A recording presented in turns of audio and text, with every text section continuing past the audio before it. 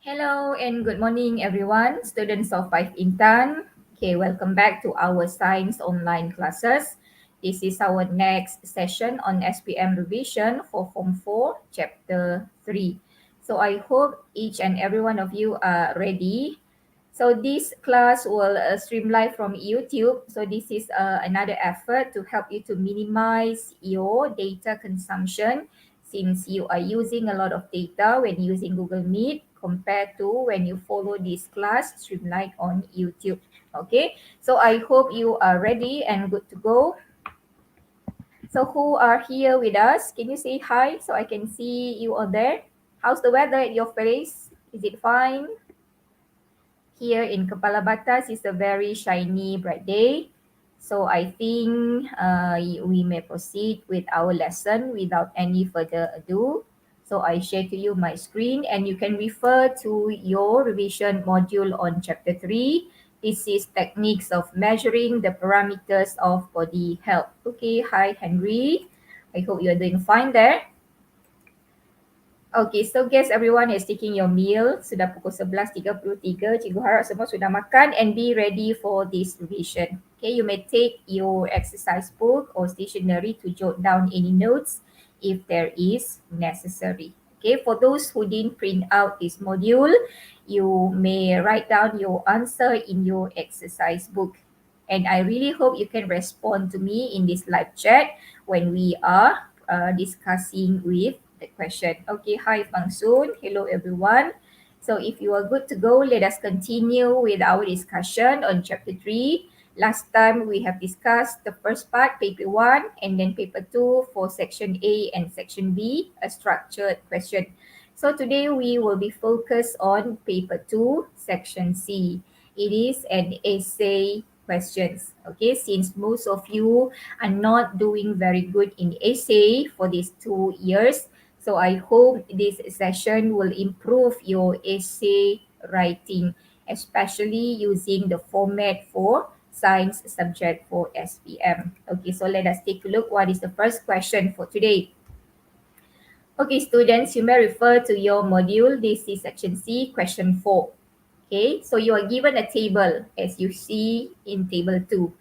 It shows an age and then there is a pulse rate for 2%. The first one is a 9-month baby, okay, 9-month-old baby, and then we have a 30 years of age of an adult, okay, and they give you the pulse rate for each. For the baby, it is 110 per minute, okay, pulse rate is per minute for 1 minute, and then for the adult, which is 30 years, the pulse rate is 70. So the first question, you are asked to suggest a hypothesis for the table 2 shown above. So anyone, what do you think the suitable hypothesis to be written here based on table 2? How to write the hypothesis? Okay. Any idea how to write the hypothesis? You may share your answer in the live chat, okay, before I show you the actual one. For this construct, it allocate 1 mark and the construct tested are KPS, Kemahiran Proses Science. They are testing you on your scientific process skills. You've been written right hypothesis since form 1, right? So anyone how to write a hypothesis for the table shown in table 2? Okay, what can you say or how can you relate the age to the pulse rate? So that is the keyword on writing the hypothesis. How do we relate the age and the pulse rate? So I give you another clue. You can see whose age is younger or whose age is older. And then what about the pulse rate? Who have a higher or a lower pulse rate? Okay, so I guess you can write your hypothesis now. So how we write, you can say or you can write the older the person, okay, the lower the pulse rate, or vice versa. The younger the person, the higher the pulse rate. So this is hypothesis. Okay, the older the person, you can see when the age is 30 years, you can see the pulse rate is lower, which is 70. So we say the older the person, the lower the pulse rate. Or the other way around, vice versa. The younger the person, the higher the pulse rate. Okay, remember? So I hope in the exam, you don't have any problem to write the hypothesis from a given diagram or a given table. Okay, so let's move to the next question. Question B. Okay, for question B, you have to design an experiment to test hypotheses you have right in part A by involving an adult, a kid, using a stopwatch. Okay, so in your description, you should write the following aspect. Number one, what is the aim of conducting the experiment? Okay, and then second, what are the variables relate? Okay, what is the variable involved in the experiment? Okay, so how to write our aim? So from the statement above here, we can come up with our aim. It is to investigate. Remember, student, an aim always begin with the word to investigate or to study. Okay, so to investigate the effect of age on human pulse rate. Okay, so we want to know what is the relationship between age and pulse rate. So it is to investigate the effect of age on human pulse rate. Okay, before that, can you hear me clearly? I forgot to ask you before. Boleh dengar cikgu dengan jelas tak? Okay, if you can, please respond to me. Can. Okay, and then for the second question, they ask you to identify the variable. Remember, when you write the variable, there are three variables we are normally write. Okay, so the first one is MV, manipulated variable, and then responding variable. And then third is the constant variable. Okay, boys and girls, what do you think about our manipulated variable? What is our MV in this experiment? And what is our RV, and what is our CV as well.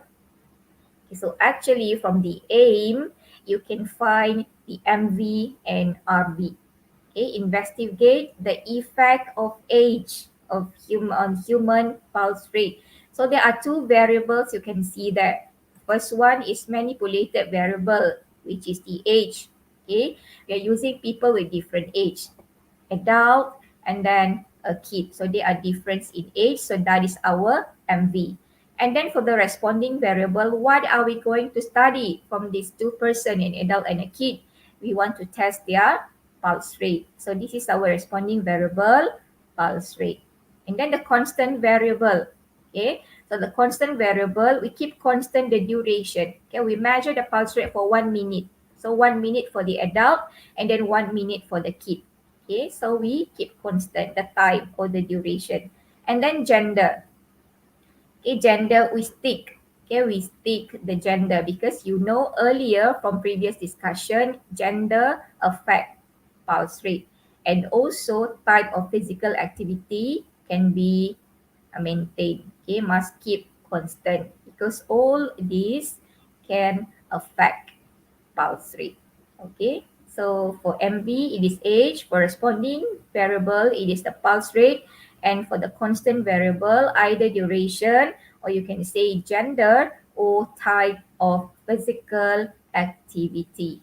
Anyone, mana-mana pun boleh. Okay, so that goes for aim and identification of variable. Okay, so I think we can move to the next part. Okay, now in part 3, they ask you to write the procedure, how to run the experiment, how to conduct the experiment in order to obtain the data required. Okay, so first, this activity is carried out in pairs. Mesti ada dua orang, okay, more than 2 people. Then only you can compare. Then second, an individual hold a stopwatch and keep time in a minute. Okay, satu orang kena pegang stopwatch and dia akan kira masa berapa. Okay, and then the third step, meanwhile another individual count the pulse on the wrist. Okay, seorang boleh kira. So you kena cari kawan untuk tolong lakukan eksperimen ini. So let's say you and your partner, so you are holding the stopwatch and your partner will measure the pulse on the adult and on the boy, on the kids. Okay, so you perlu 2 orang partner and then cari 2 orang as your experimental subject. And then fourth, calculate the pulse rate, then record in a table, and then we repeat step 2 and step 3 with another individual. Okay. So once you have done with the adult, and then you can call a kid. So you repeat the step. Okay, you hold the stopwatch, and then your friend will count, okay, the pulse rate on that kid. And then we record the data in a table. Then we can make an analysis and comparison. Okay, so this is how we conduct the experiment from number 1 up to number 4. It is a very simple, actually, a very simple experiment to be conducted. Okay, then we go to the tabulation of data. So once you have the data for both experimental individual in this experiment, so the first person with the age of 2, okay, a young kid. And then the second person is with the age of 30. Example, actually you can use a different age. It does not necessary to be 2. It does not necessary to be 30. As long as there is a big difference, a big gap in the age, okay, to differentiate adult and kid or an old person. And then we record the pulse rate. Okay, for experiment, we leave it in as a blank. Biar saja dia kosong. Okay, no need to put any reading. We just have to fill up the manipulated variable, which is the age. Remember, in an exam, you just have to complete the table on the column shows MV, which is the age. For the column shows RV, you leave it blank. Okay, so this one will secure you 1 mark for tabulation of data. Okay, and then next, number 5, you are asked to predict the pulse rate of a 16-year-old teenager. Okay, 16-year-old teenager. Okay, can you predict the pulse rate of a 16-year-old teenager? Boleh agak tak berapa? Okay, just now the old people, the pulse rate is 70. And the young kid, the pulse rate is 100 given in table 1. Okay, we go back to our table 1. Okay, this one. Okay, for 9-month baby, it is 110. And for a 30 years of age adult, it is 70. So where lies the 16-year-old teenager? Dia ada in between. So what can you say about the pulse rate of the 16-year-old teenager? Okay, any idea how to write? Okay, how to expect what will be the pulse rate of the 16-year-old teenager? Okay, so you can write the pulse rate lies in between this one 70, actually 70 to 100 according to our reading in the first table. So it is in between 70 to 100 pulse per minute. Okay, any numbers within the above range are acceptable. Okay, you can say 71, it can be 78, you can write 81, you can write 95, you can write 87, you can write 99, as long as it is in between this range of 70 up to 100. Okay, so I hope you're clear with that. Okay, then let's go for number 4. Okay, so we've done writing the experiment in order to determine what is the relationship between age and pulse rate of a person. So we find out from the experiment, the older the age, the lower the pulse rate. Okay, so now let us move to the next question. Second question for today, question 5. Okay, so this is another essay question. You can read from A. After getting a doctor's advice, okay, on the anemia problem she was facing, Nazira tried to gain her body mass. He suggests ways to Nazira to increase her body mass. So if you remember from our previous discussion, students, anemia is a health problem which normally suffer by those who are having not enough body mass. They are underweight, tak cukup berat badan. Okay, they are underweight, so they might have a chance to have anemia. Anemia is a problem where the person has less number of red blood cell. Dia punya sel darah merah kurang dalam badan. So when they have lack number of red blood cell, it means that lack of oxygen. So lack of oxygen, so it will cause the person to be pale, muka nampak pucat. And then the body is normally weak, lemah saja badan dia, okay, not enough because the organ does not enough oxygen, don't get enough oxygen for carry out the body mechanism or activity. So you have to suggest way to Nazira to increase her body mass. So any suggestion, boys and girls, what must she do in order to increase her body mass in a healthy way? Okay, any idea?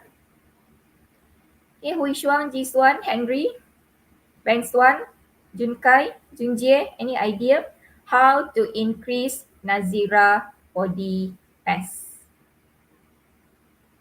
Okay, anyone? So there are 4 marks there. So you have to give 4 suggestions. Okay, you can see there are 4 marks there. You can give 4 suggestions. So the first suggestion you can ask her to practice a healthy and balanced diet based on Malaysia Food Pyramid and Malaysian Healthy Plates. Okay, so by this she will get enough nutrition required by the body to generate bones and muscle. So that will help to increase the body mass in a healthy way. Okay, second, what can she do? Eat at regular time. Makan dalam waktu yang tetap. Okay, for example, breakfast at 8, lunch at 12, and then dinner at 6. So every day, you must keep a regular time. Breakfast at 8, lunch at 12, dinner at 6, for example. Okay, regular time for eating. Okay, and third, you can say take a full nutrient snack to add calorie. So other than taking a healthy diet, okay, she can also take a full nutrient snack in between the meal. Di antara waktu makan, okay, in between breakfast and lunch, dia boleh ambil nutrition snack, okay, or in between lunch and dinner, she can take a nutrition snack, okay. And then number 4, she can also eat more nutritious food than usual. Kena makan lebih banyak makanan yang berkhasiat daripada kebiasaan. Okay, she must consume more. So in order to provide the body with enough vitamins, nutritions, and so on. Okay, so this is a few ways she can practice in order to increase her body mass. Okay. Siapa yang tak cukup berat badan tu, I think you can practice the same. Okay, if you think you are underweight or you are losing weight somehow during this PdPR, so you can do any of those suggested before. Okay, so now we proceed with question B. Okay, in question B, we have a problem solving. Okay, there are problems here for us to be settled. So they give you a statement. Obesity is a public health problem that has raised concern worldwide. Kebanyakan negara mengalami masalah ini, obesity, including our country. A study shows that Malaysia ranked first in the obese population in Southeast Asia. Okay, do you realize that we are on top, number 1 in the obesity chart in Southeast Asia? Congratulations to Malaysia. Sangat-sangat tidak sihat.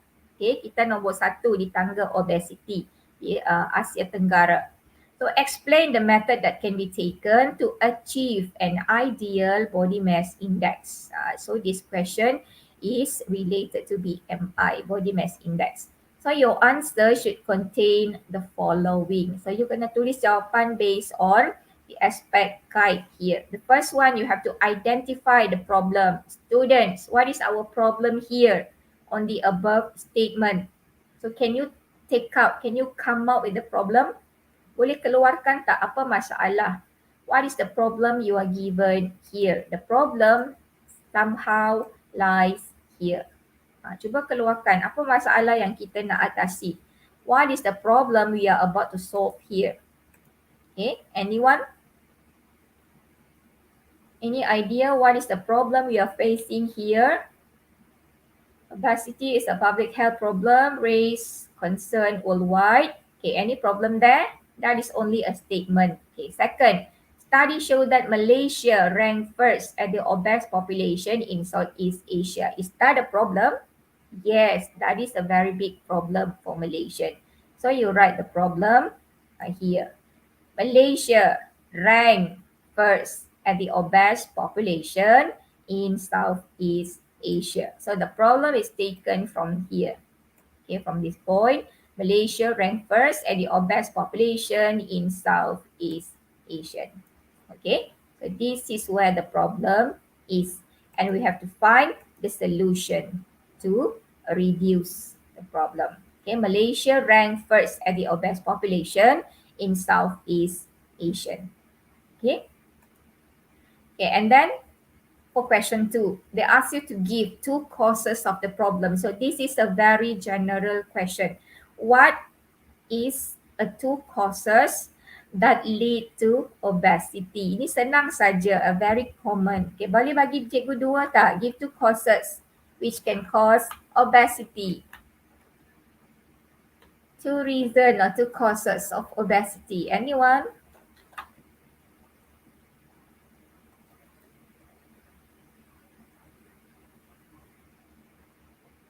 Any idea? What are the 2 causes of obesity? So this one there, allocate 2 marks for you. So the first one you can write less exercises. Okay, not active lifestyle. So less exercises.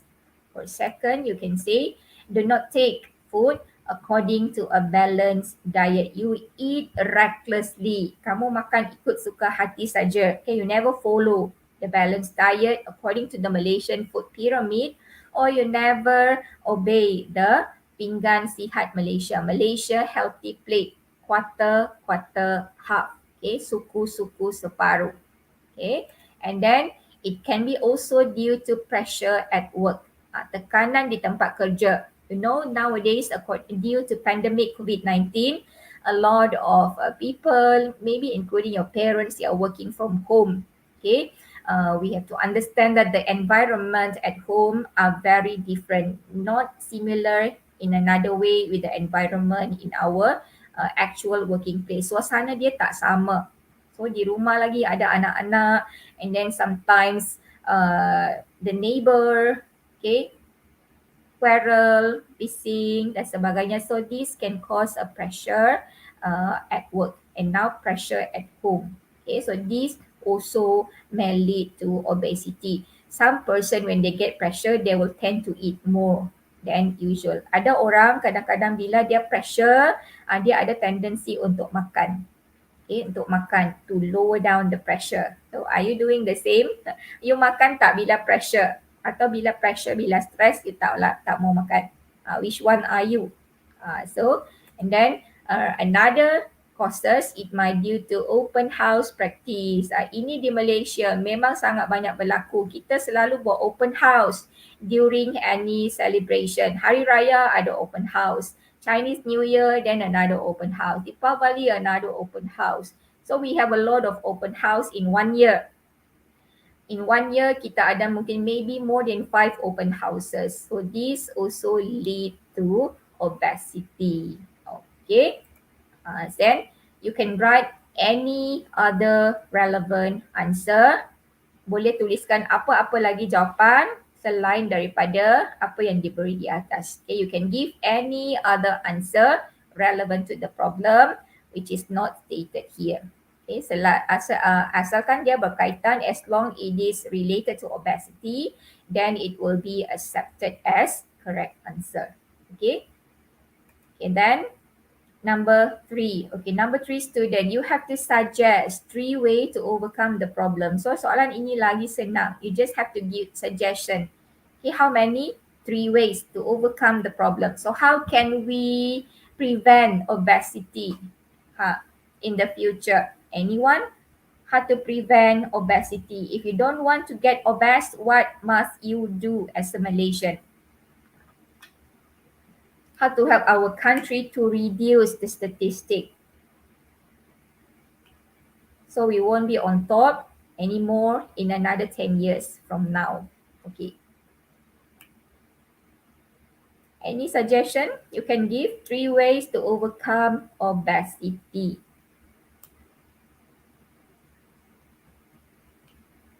So your answer for number 3, it can be reversed to what you write in number 2. Dia berlawanan daripada apa yang ada di nombor 2. Okay, number 1, what can we do?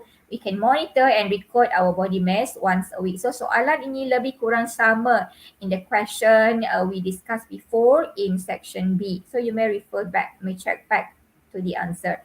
First, you can monitor and record your body mass once a week. 1 minggu sekali kita perlu timbang berat badan. Are we in the normal range? Okay, so we can measure our BMI.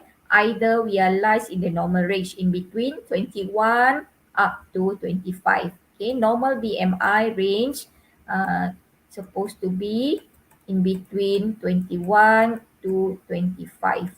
Okay, you don't make sure you don't get lower than 21. It will consider you as underweight, and you don't get over than 25. Consider as overweight. And don't get over than 30, it will consider as obese. Okay, so we monitor. So can we always make sure that our BMI is always ideal in between this range 21 up to 25. Okay, and then second, what else can we do? You can eat according to the Malaysian food pyramid and Malaysian healthy plate. E is missing there. Okay, Malaysian healthy plate. Pinggan Sihat Malaysia. A quarter, half. Okay, this is our plate. So we divide into 2, and then this side we divide into another 2. So this is our first quarter. Okay, this is our second quarter, and this is our half. So this quarter, what to fill with, student? This quarter, the first quarter we fill with rice.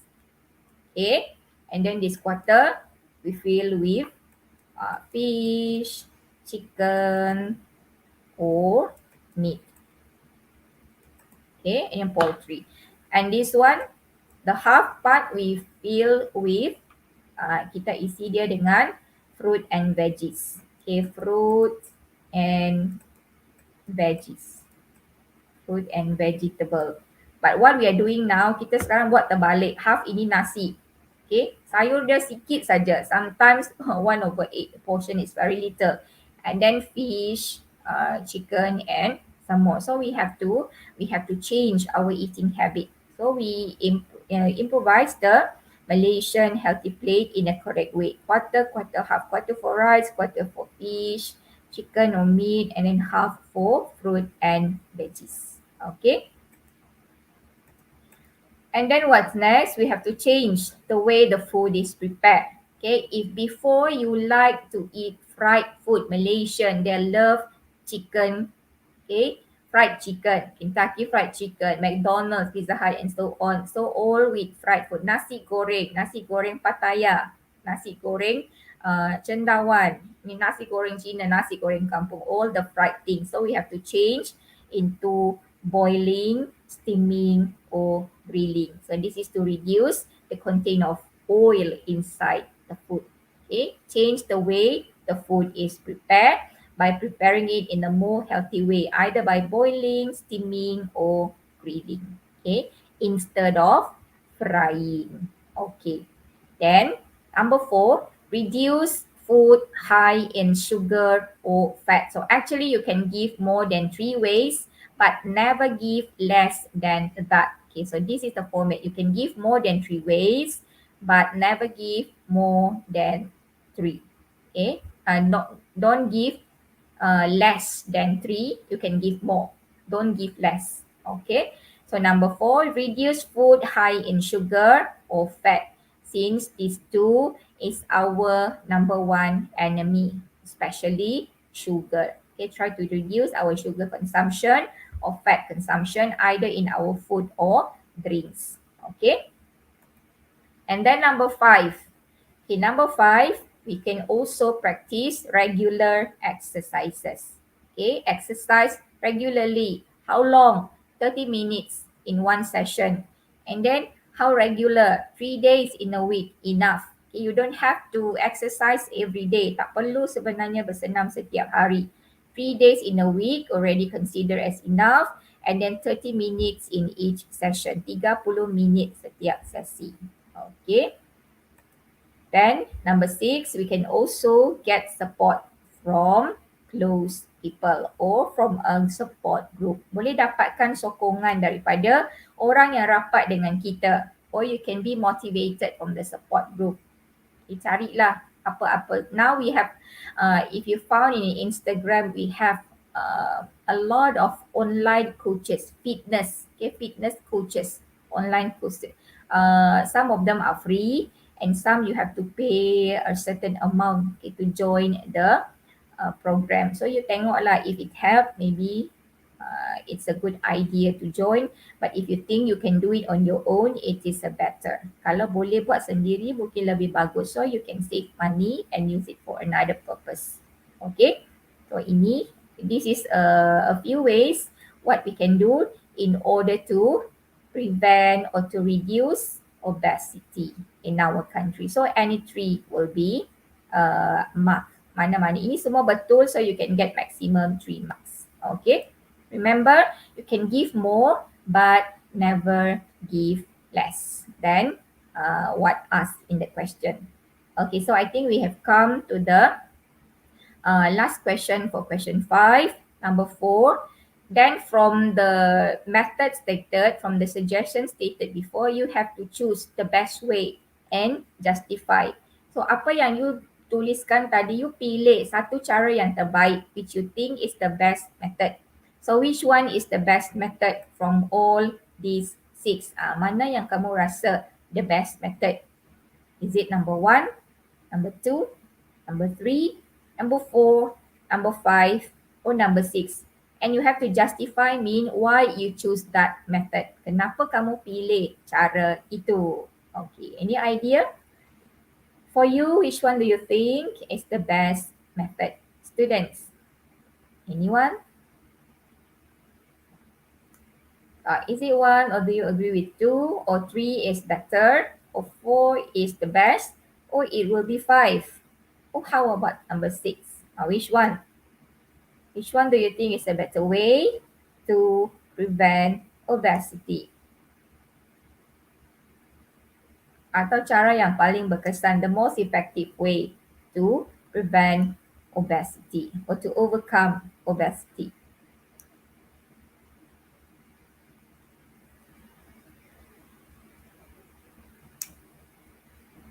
Okay, anyone? Anyone would like to try for number 4?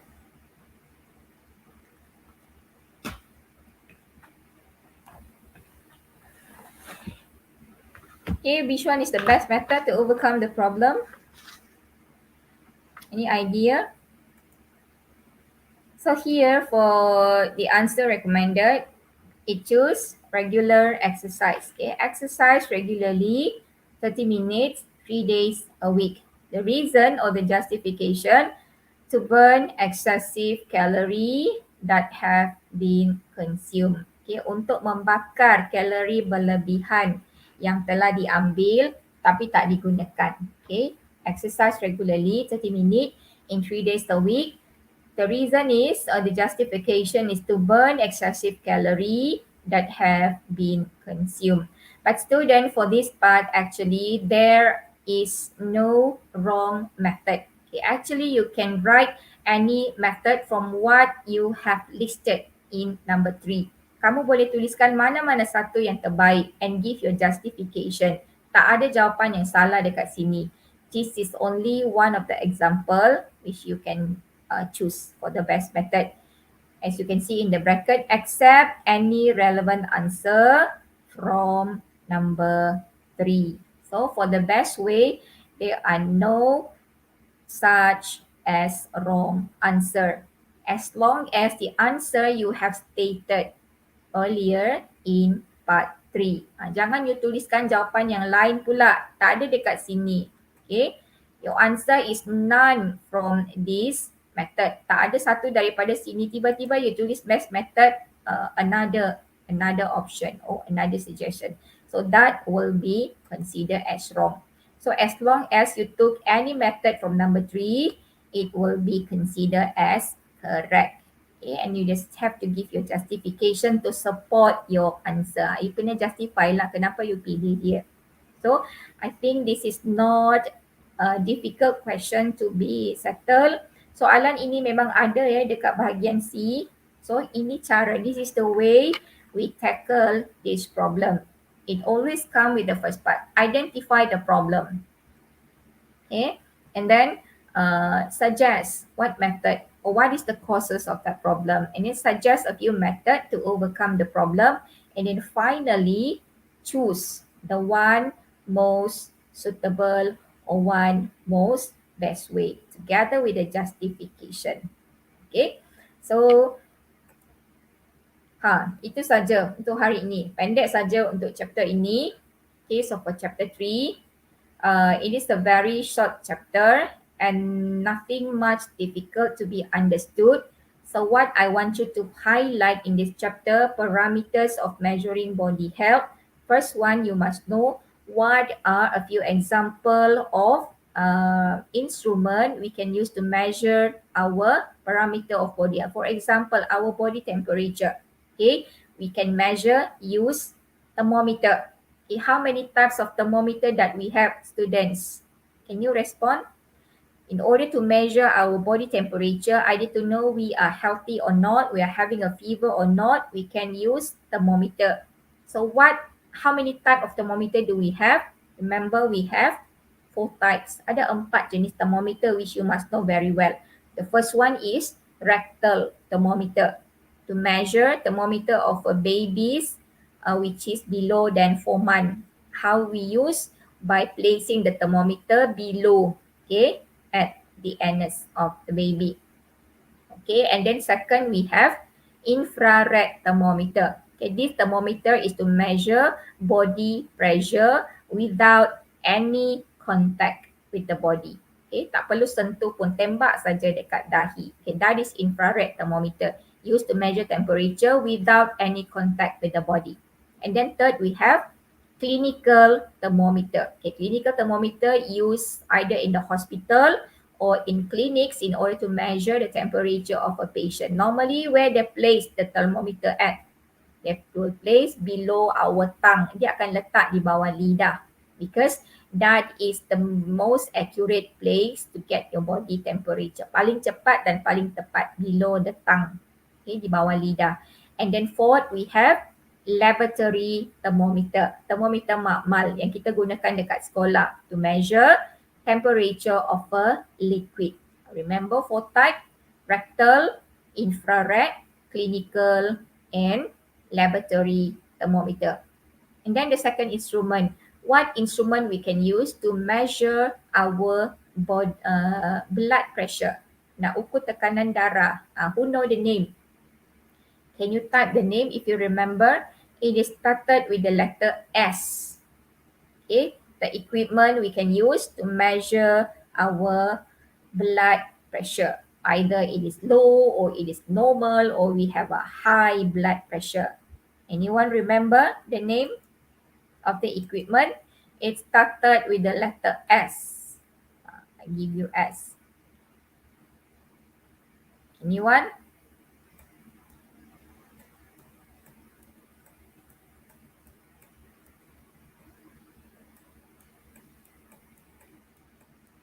This is the spelling.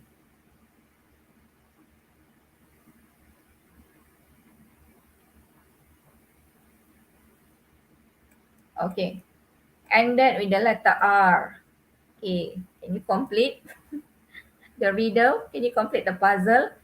The device we are using to measure our blood pressure. What is the name, students? Anyone? It is called as, cuba cari dalam nota atau dalam buku. Who knows the name? The device we can use to measure our blood pressure. Cuba tuliskan, cuba type. Okay, here is P. This is H. Y. G. M. O. Okay. Then M. A. N. O. M. E. T-E-R. So it is called as sphygmomanometer. Okay, sphygmomanometer is a device contained of a tube, and then there is a pump to be attached to the hand, upper hand, and then we squeeze it. Then after a few while, it can read through reading. It can give through a reading. Okay, sphygmomanometer. Okay, then what else? Apa lagi? And then second, okay, that is the devices, thermometer and then sphygmomanometer. Ada dua device saja. Okay, for thermometer we have 4 types, and then we have sphygmomanometer to measure our blood pressure. And then after that, you must know about BMI, body mass index. Okay, how to determine our body mass index? It is by calculating our weight in kg divide our body mass in kg divide with our height in meter squared. Okay, mass in kg divide by height squared in meter. Katalah berat kamu 70 kg and your height is 1.7. So how to find your BMI? 70 divide by 1.7 squared. So this will give your BMI of a BMI of 24. Okay, so that is to determine our BMI. And then you must know what are the factor what are the factor which affect BMI. So there are few factor affect BMI. Okay, then what are the factor effect pulse rate in a human? So we have a few factor. First factor is physical activity, effect pulse rate. Second, gender. The pulse rate between male and female are different. Okay, and then the third factor is age. Pulse rate between kids, adult, teenager, and old people are different. Okay, and then emotion. Emotion also affect our pulse rate, and so do our physical health also affect our pulse rate. Okay, then how to ensure that our BMI is ideal? Apa langkah-langkah yang kita boleh buat untuk pastikan BMI kita sentiasa ideal? Yang tadilah regular exercise, eat according to the Malaysian Healthy Plate and Malaysian Food Pyramid, and then change the method of preparing the food. Okay, avoid frying, prefer boiling, steaming, or grilling. And then you can join a support group. Okay, and then apa lagi? What factor causes obesity? Itu pun you perlu tahu. Okay, tadilah pressure at work, eat high number of sugar and fat, okay, and then eat recklessly, makan ikut suka hati, tak ikut amar yang betul, and then eat not according to the healthy plate. Itu semua. So this is all the important point in chapter 3. So I hope you can spend more time. Okay, spend your time to do more exercises. If you have another resources, another exercise book, you can do more question. So to familiar yourself with the format of the question, especially for paper 2. I'm not worried about paper 1 that much. I'm worried more on essay, especially essay on section C. So first and foremost, you must get familiar with the format and then how to tackle the question. Okay, how to write your answer. Essay. Essay in science is known as how you write essay in Bahasa Melayu, in Bahasa Inggeris, or in sejarah. It always in the most short way. So sometimes we are using numbers. We are even using numbers in writing essay in science. So that is what called essay in science. Okay, you don't have to write in a paragraph. Not compulsory. Tak semestinya.